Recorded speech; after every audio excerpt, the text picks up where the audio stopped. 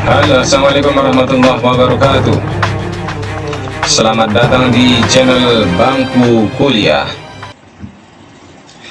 Bagi Anda yang baru pertama kali datang di channel ini, saya ucapkan selamat datang. Silahkan Anda tonton videonya, lalu subscribe dan aktifkan lonceng notifikasinya supaya Anda tidak ketinggalan video-video terbaru dari Bangku Kuliah. Oke, pada pertemuan atau kuliah kali ini kita akan membahas satu topik, yaitu bagaimana kita membuat goals. Ini merupakan kelanjutan dari pertemuan sebelumnya, yaitu bagaimana memulai usaha. Ya, jika Anda penasaran bagaimana memulai usaha, silahkan Anda tonton video sebelumnya sehingga nanti bisa kemudian nyambung pada video kedua ini, yaitu cara kita membuat goal.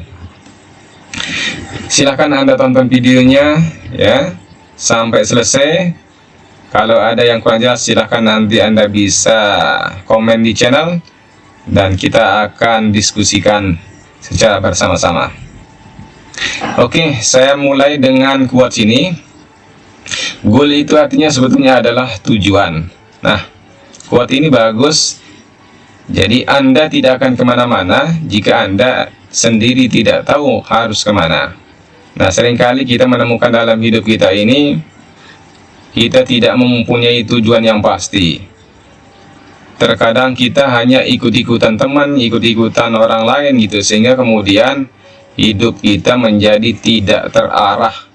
Dalam konsep bisnis pun juga demikian. Jika kita tidak menentukan apa tujuan bisnis kita, maka bisnis itu akan menjadi tidak punya target, tidak punya sasaran, kemudian tentu tujuan yang akan dicapai juga tidak akan dapat apa-apa seperti itu. Nah, karena itu tujuan ini sangat vital, sangat esensial untuk menentukan kemana arah dari seseorang ketika dia ingin untuk mencapai apa yang dicita-citakan. Seperti itu. Jadi satu contoh, misalkan kalau kita naik taksi, pasti yang pertama kali ditanya oleh sopir taksi atau drivernya adalah tujuan. Ya, Anda betul. Jadi pasti ditanya adalah mau kemana, artinya itu kan tujuan. Nah, jika kita kemudian memberikan jawaban yang tidak jelas, maka tentu si drivernya juga akan bingung mau dibawa kemana gitu kan, sehingga nanti dampaknya kemudian waktunya terbuang, uangnya juga terbuang seperti itu. Beda dengan orang yang kalau dia naik taksi, misalkan oh saya mau ke tempat A, maka dengan cepat kemudian dia akan diarahkan untuk bisa mencapai tempat yang ditentukan seperti itu. Nah, ini contoh dalam kehidupan sehari-hari kita ya. Oke, sekarang mengapa tujuan atau sasaran itu penting? Nah, kita akan bahas di sini. Jadi mempunyai tujuan itu membuat Anda dapat memfokuskan energi Anda untuk melakukan rencana yang Anda lakukan, sehingga Anda dapat mencapai tujuan tersebut. Nah, salah satu tujuan di sini adalah untuk memfokuskan pikiran dan energi kita ya kepada tujuan yang kita tetapkan. Makanya ada istilahnya adalah fokus. Fokus itu artinya follow one course until success. Artinya kita udah ikuti ada satu jalan dulu yang kita pilih, kemudian pada suatu saat jalan itu akan mengantarkan kita kepada kesuksesan.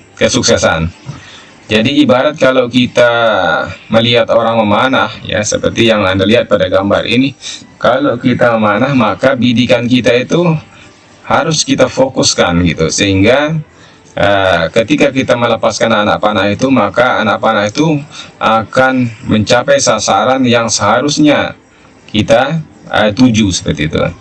Memang dalam kenyataan sehari-hari bahwa untuk mencapai tujuan itu tentu banyak hambatan, banyak halangan, dan tentu juga butuh ketekunan, kemudian butuh keuletan sehingga kemudian bisa melakukan atau mencapai tujuannya.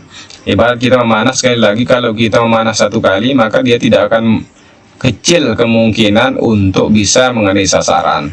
Artinya kita perlu berlatih berulang-ulang, kemudian baru bisa mencapai target yang kita inginkan. Adapun ada orang yang sekali tembak kemudian kena, itu mungkin hanyalah sebuah keberuntungan. Itu ya.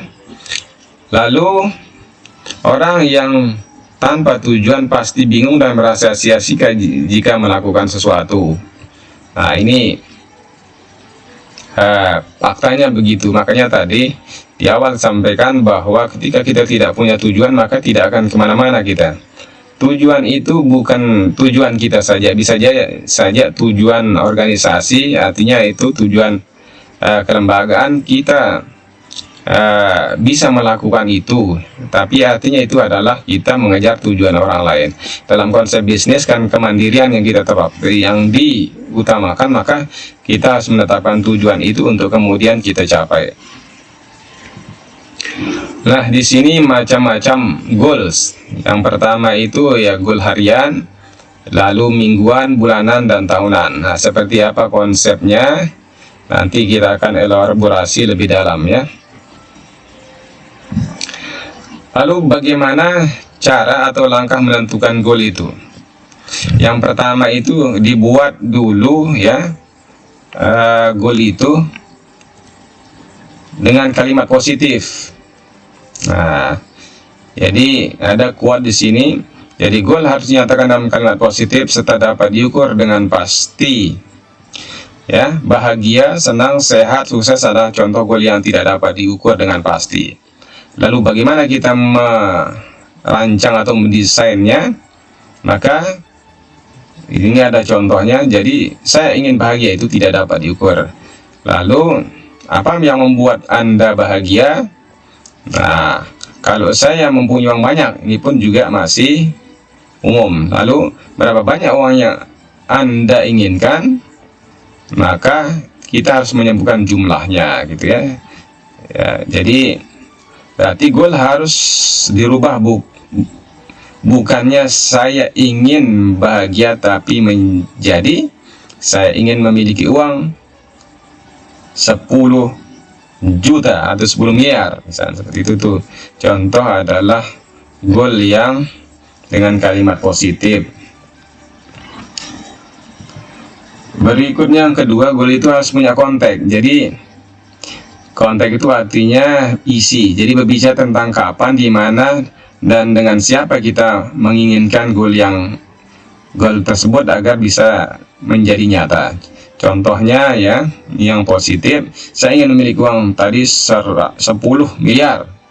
Konteks di mana itu, misalkan di bank X, kemudian kapan, di bulan sekian, tahun sekian, dengan siapa, misalkan dengan anak dan istri, contoh ini ya. Berikutnya kita yang ketiga itu adalah evidence. Kita harus melihat dengan imajinasi dan melibatkan panca indera. Kita melihat, mendengar, merasa pada saat kita telah memiliki atau mencapai goal, dan proses pada saat kita sementara menuju goal. Bagaimana kita tahu kalau kita telah mencapai goal? Contoh ya, saya melihat tabungan saya sebesar misalkan 10 miliar. Saya mendengar istri saya berkata, "Pak, uang kita sudah banyak sekarang." Saya merasa senang karena bisa memiliki waktu yang banyak untuk bermain dengan anak saya. Bagaimana kita tahu bahwa kita sedang menuju ke arah goal? Ketika saya melihat diri saya menyetorkan uang di bank. Nah, ini contoh adalah evidence atau fakta. Kemudian kita harus melakukan self control. Kita tidak dapat membuat goal untuk orang lain karena mereka memiliki kehendak bebas, dan kita tidak dapat mengontrol mereka sepenuhnya. Jadi intinya bahwa ketika kita membuat goal itu adalah kita sendiri yang harus menentukan seperti apa. Lain ketika nanti Anda menjadi seorang karyawan, maka goal yang Anda tuju adalah tentu bisa goal secara kelembagaan atau juga goal pribadi. Misalkan Anda ingin naik pangkat, itu goalnya Nanti kan secara spesifik akan ditentukan pangkatnya apa, kapan Anda naik. Nah, seperti itu, caranya seperti apa. Itu contoh tujuan dari goal sendiri dalam organisasi. Kemudian kita tidak dapat mengatakan saya ingin anak saya misalkan apa gitu ya. Saya juga ingin suami atau istri atau teman saya seperti ini. Jadi tidak bisa kita kontrol. Karena itu adalah tujuan orang lain seperti itu. Kemudian action. Ada 3 tindakan yang harus kita buat untuk membawa kita sedikit dekat kepada goal. Contohnya di sini, apakah tindakan yang harus kita tingkatkan? Misalnya seperti itu. Kemudian kebiasaan apa saja yang harus kita kurangi agar waktu bisa untuk hal positif lain. Lalu ketiga, langkah apa yang akan kita lakukan untuk membawa satu langkah lebih dekat ke goal gitu. Nah, sini ada quote-nya ya. Saya akan meningkatkan jumlah prospek agar penjualan saya meningkat. Contoh ini kalau kita melakukan seller. Kemudian mengurangi waktu nonton game Facebook dan Twitter misalnya ini ya. Kemudian membuat jadwal kunjungan untuk besok dan minggu ini. Ini contoh quote action. Lalu worthwhile. Jadi kita harus memiliki alasan yang kuat mengapa kita harus mencapai goal tersebut. Jadi tanyakan mengapa goal kita penting. Jadi Anda tanya diri sendiri ya, kenapa goal itu penting buat Anda. Mengapa kita punya uang misalkan di sini 10 miliar ya, tanya diri Anda. Karena misalkan saya ingin membagikan keluarga saya, itu misalnya alasannya. Atau mengapa itu penting ya, ini pertanyaannya, karena saya ingin menjadi ayah dan suami yang bertanggung jawab. Nah, dalam konteks Anda sebagai mahasiswa, juga misalkan goalnya adalah supaya cepat lulus ya.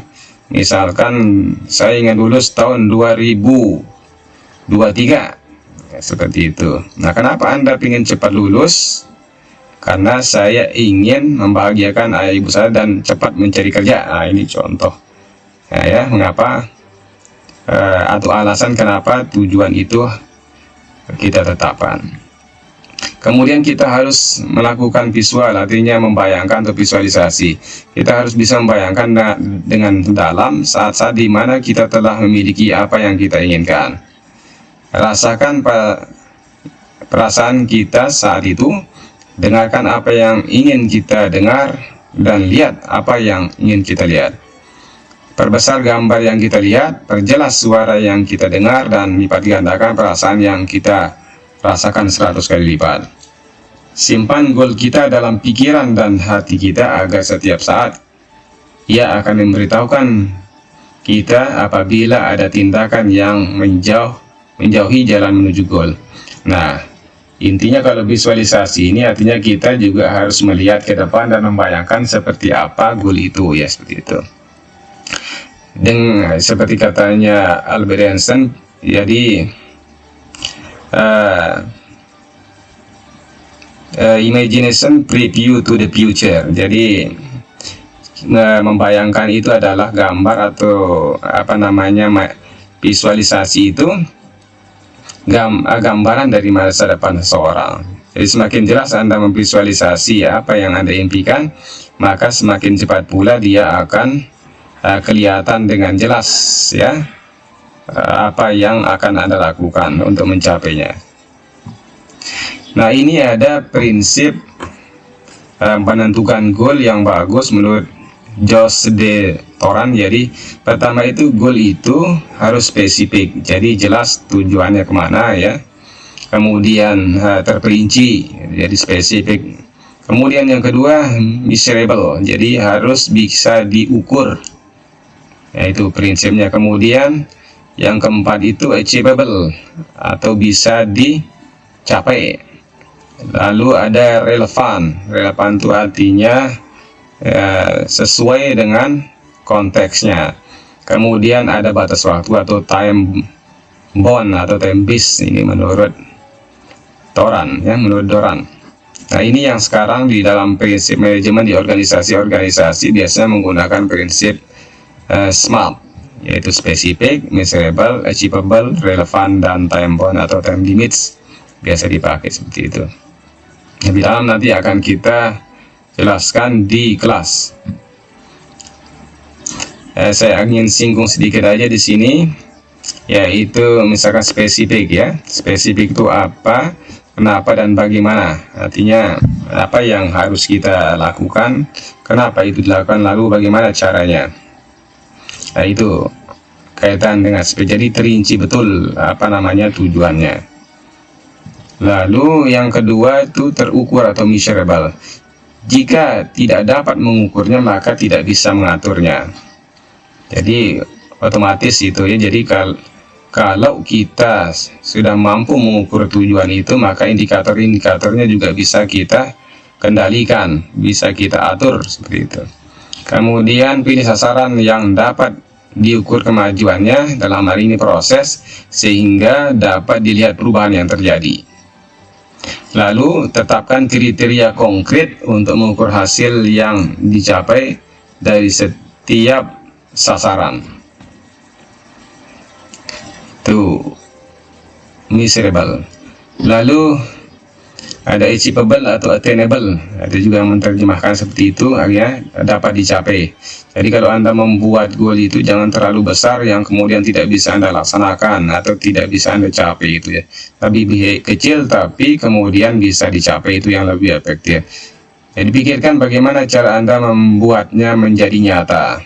Lalu tujuan atau sasaran yang terlalu melampaui batas kemampuan mungkin sulit dilakukan. Seperti tadi yang saya bilang.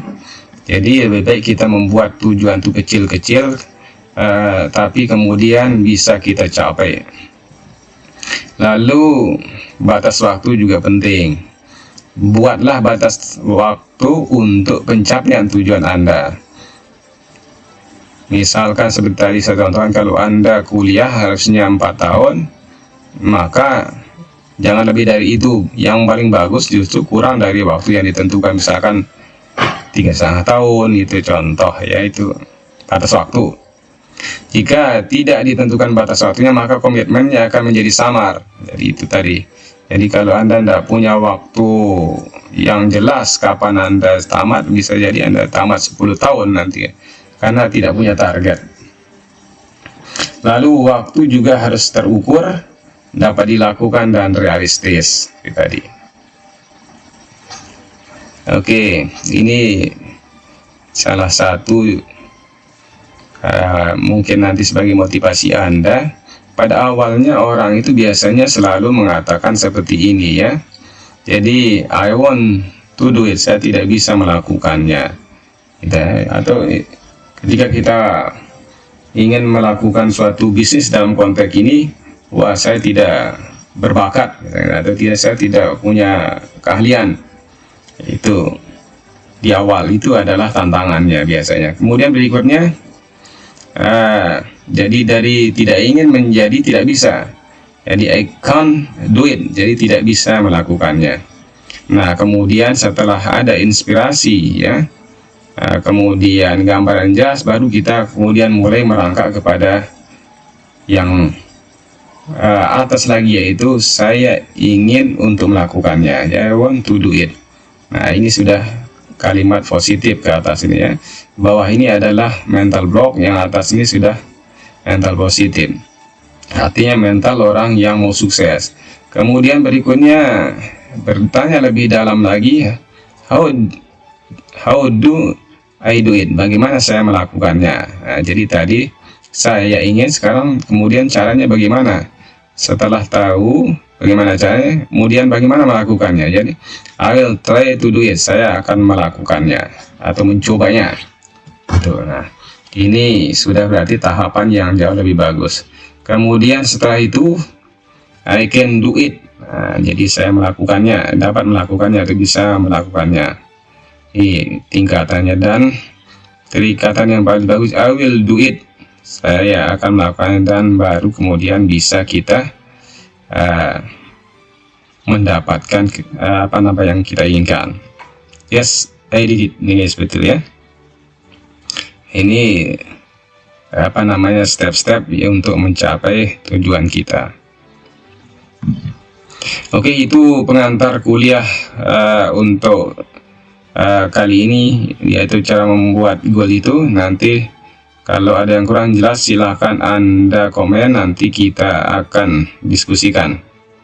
Sampai ketemu di video berikutnya. Salam sukses dari Bangku Kuliah. Wabillahi taufiq wal hidayah. Assalamualaikum warahmatullahi wabarakatuh.